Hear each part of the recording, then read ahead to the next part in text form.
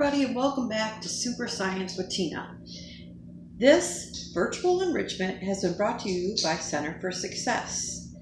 So today we're going to go ice fishing in your house. Not the ice fishing that you're thinking, like outside and real fish, but it's still pretty exciting nonetheless.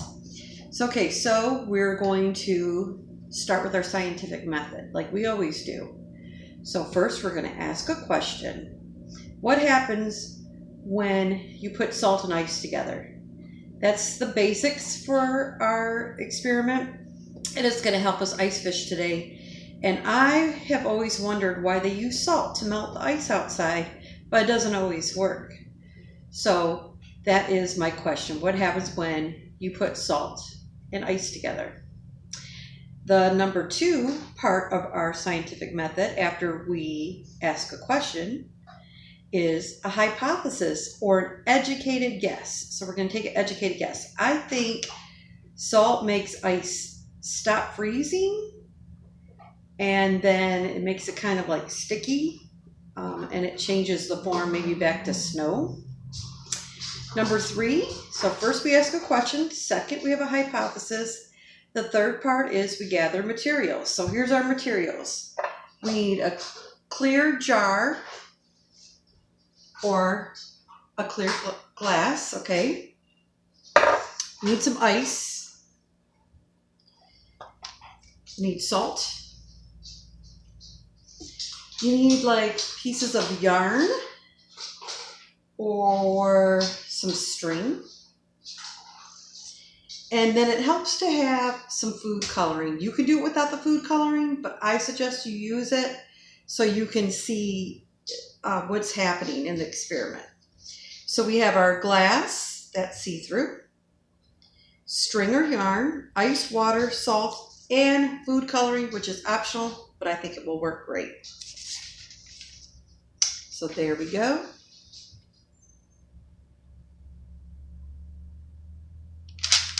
Okay, number 4 in our scientific method, conduct the experiment. The best part, just do it. So you're going to fill up a glass most of the way with water, and I think maybe I'll put a little bit more water in there.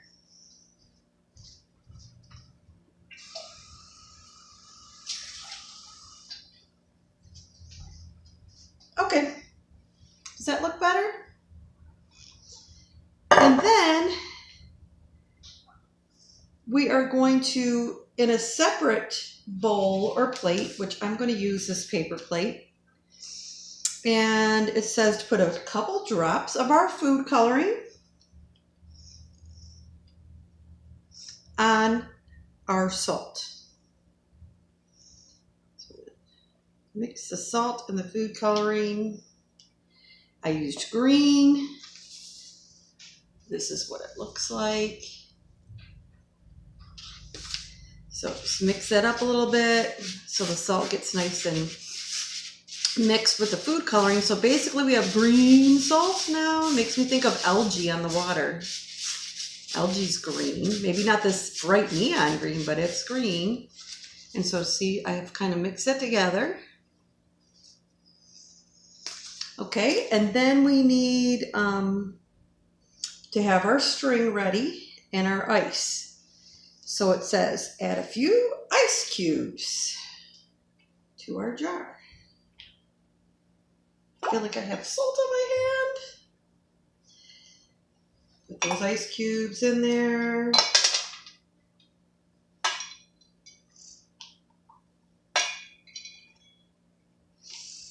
Put the string inside, kind of hang it. So it's kind of like a fishing pole, right? So get in there, string.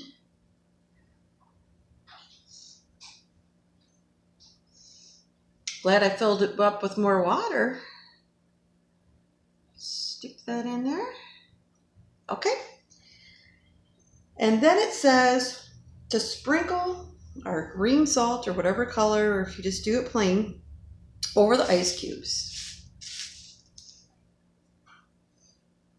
And wait 1 minute. Ooh, it looks green.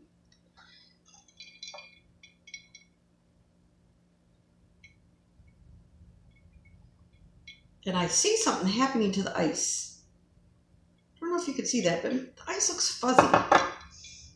After a minute, it says try to lift. Let's see.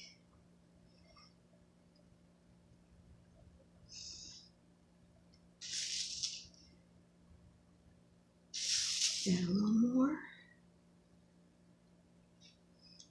Let's give this a minute or two and we'll be right back.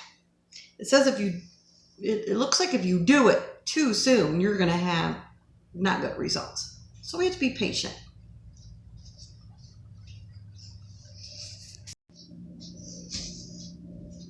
Okay, so we waited and look at that. Ice fishing. Look what we caught.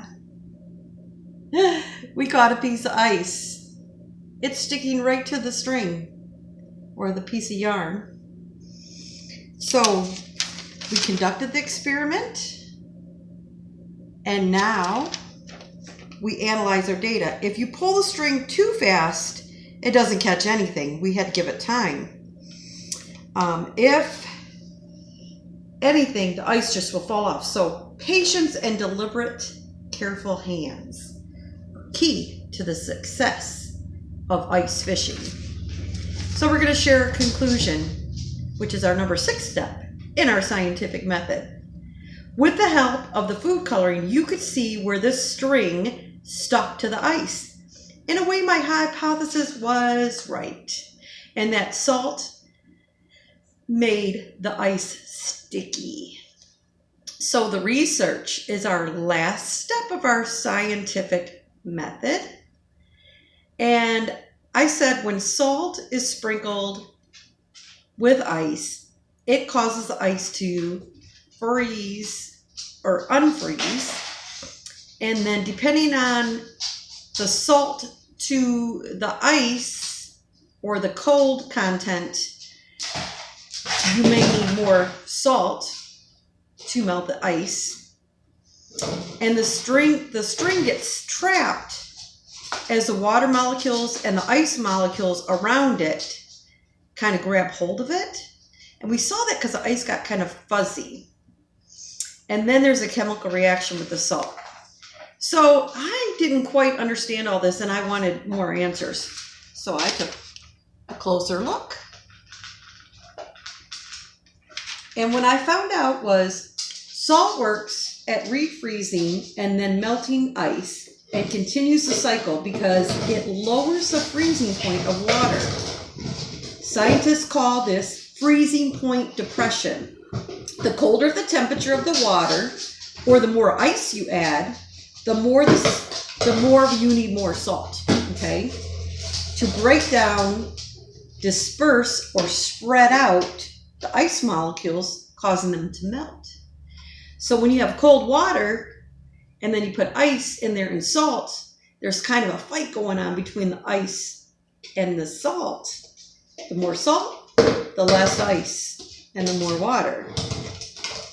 So, thank you for joining us again today, sharing your time with Center for Success. We are grateful to have the opportunity to be a part of your life. It's a great way to share a new community with you. Thank you, and we'll see you soon. I hope you enjoyed.